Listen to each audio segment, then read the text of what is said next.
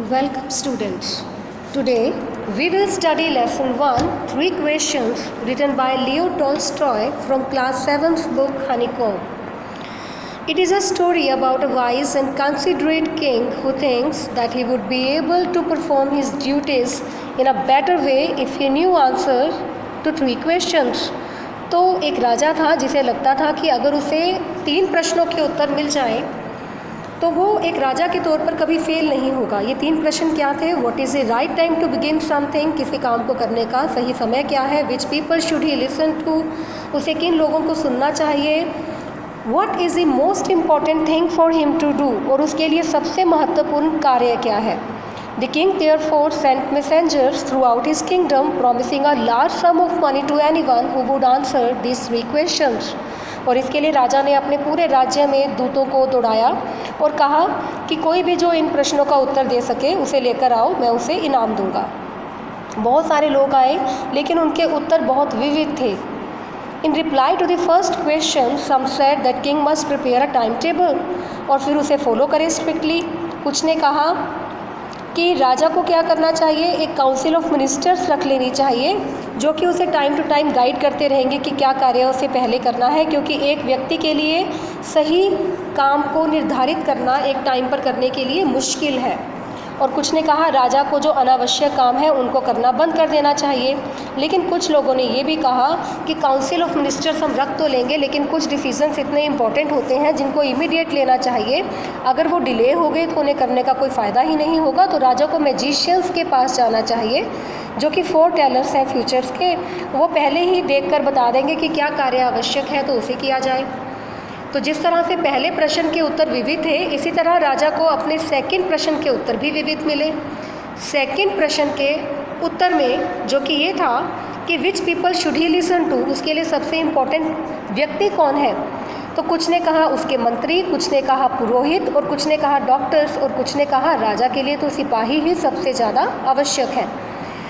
तीसरे प्रश्न के उत्तर में सबने कहा राजा के लिए सबसे महत्वपूर्ण कार्य है वो विज्ञान के क्षेत्र में कुछ लेकर आए नया, और कुछ ने कहा वो युद्धरत रहे, और कुछ ने कहा वो धार्मिक अनुष्ठान कराए।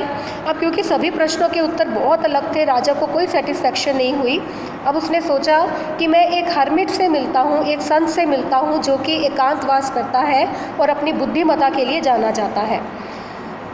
हर्मिट जंगल में रहता था और क्योंकि वो कॉमनर्स सिंपल व्यक्तियों से, साधारण लोगों से मिलता था, तो राजा ने सिंपल कपड़े पहने, अपने घोड़े को वहीं पे छोड़ दिया और अपने बॉडीगार्ड को छोड़ के पैदल ही हर्मिट से मिलने के लिए चल पड़ा। अब जब वो हर्मिट के पास पहुंचा तो देखा कि वो अपनी झोंपड़ी के सामने कुछ बेड्स की खुदाई कर रहा था, क्यारियाँ बना रहा था।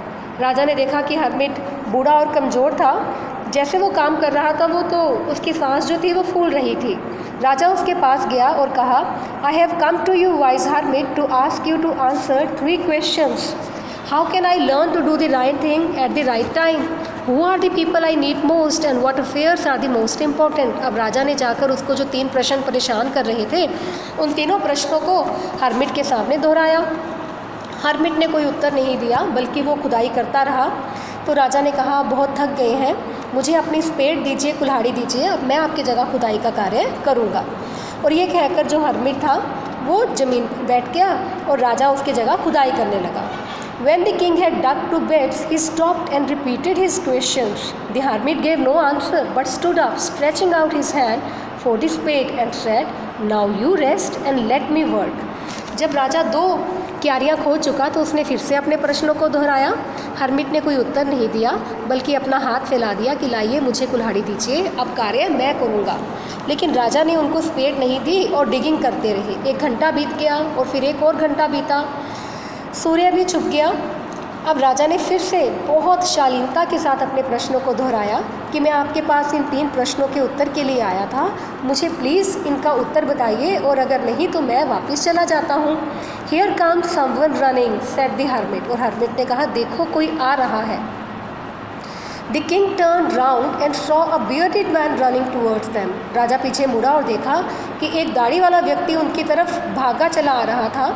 उसने अपने हाथों से अपने पेट को दबा रखा था और खून निकल रहा था। जब वो राजा के पास पहुंचा तो वो फेंट होकर ग्राउंड पर गिर गया।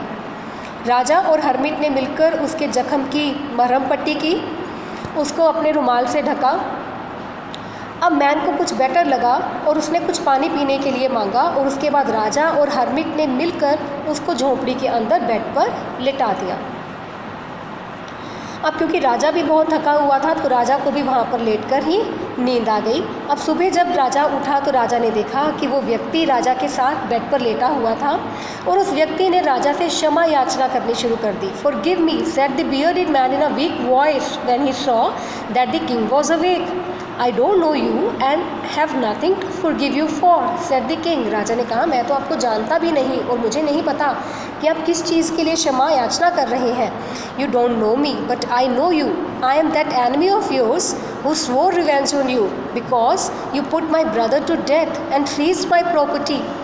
अब उस व्यक्ति ने बताया कि मैं आपका दुश्मन हूँ, आपने मेरे भाई को मरवा दिया था, हमारे जायदाद को जब्त कर लिया था और मैंने ये सोचा था कि मैं आपसे बदला लूँगा। मुझे पता चला कि आप हर्मिट को मिलने अकेले आए हैं अपने बॉडीगार्ड को छोड़ के, तो मैंने आपको मारने की सोचा, लेकिन अब आपने मेरा जीवन बचाया है और मैं पूरी उम्र आपका एक फेथफुल सर्वेंट बनकर रहूँगा। राजा को बहुत खुशी हुई कि उसका जो एनिमी था वो इतनी ईजिली उसका फ्रेंड बन गया। अब राजा ने उसे केवल माफ़ ही नहीं किया बल्कि उसे कहा कि वो अपना डॉक्टर भी भेजेगा जो कि उसका ध्यान रखेगा और उसकी जायदाद को भी लौटा देगा। Leaving the wounded man, the king went out of the hut and looked around for the hermit. अब वो wounded man को छोड़ के बाहर आया, हर्मिट को देखने लगा। जाने से पहले उसकी इच्छा हुई कि एक बार फिर से अपने तीनों प्रश्नों को मैं हर्मिट से पूछता हूँ। अब उसने देखा हर्मिट वहाँ पर बैठ के उनमें कुछ बीजों को डाल रहा था क्यारियों में, जो कि उसने कल तैयार की थी। राजा वहाँ गया और उसने कहा कि मैं आपसे एक अंतिम बार अपने प्रश्नों के उत्तर चाहता हूँ। हर्मिट ने कहा, "You have already been answered." Still bending down to the ground and looking up at the king as he stood before him. लेकिन हर्मिट ने कहा, आपको आपके प्रश्नों के उत्तर मिल चुके हैं। अब राजा ने पूछा, किस प्रकार? "Do you not see," replied the hermit, "if you had not pitied my weakness yesterday and had not dug these beds for me, you would have gone away. Then that man would have attacked you and you would have wished you had stayed with me. So the most important time was when you were digging the beds. And I was a most important man, and to do me good was your most important business." अब उन्होंने राजा को समझाया कि देखो, कल अगर तुम मुझ पर तरस खाकर मेरी जगह खुदाई का काम ना करते और चले जाते तो वो व्यक्ति तुम पर आक्रमण कर देता और तब तुम आवश्यक तौर पर ये सोचते कि काश तुम मेरे पास रुक जाते। तो इसीलिए सबसे महत्वपूर्ण समय वही था जब तुम खुदाई कर रहे थे। मैं तुम्हारे लिए सबसे महत्वपूर्ण व्यक्ति था और मेरी भलाई करना तुम्हारा सबसे महत्वपूर्ण कार्य था। तो उसके पश्चात जब वो बियर्डेड मैन, वुंडेड मैन हमारी तरफ भागता हुआ आया तो सबसे इम्पॉर्टेंट टाइम वो था जब तुम उसकी केयर कर रहे थे, क्योंकि अगर तुम नहीं करते तो वो तुमसे शांति बनाए बिना ही मर जाता। वो तुम्हारे लिए सबसे इम्पॉर्टेंट व्यक्ति भी था और उसकी भलाई करना तुम्हारे लिए सबसे इम्पॉर्टेंट काम था।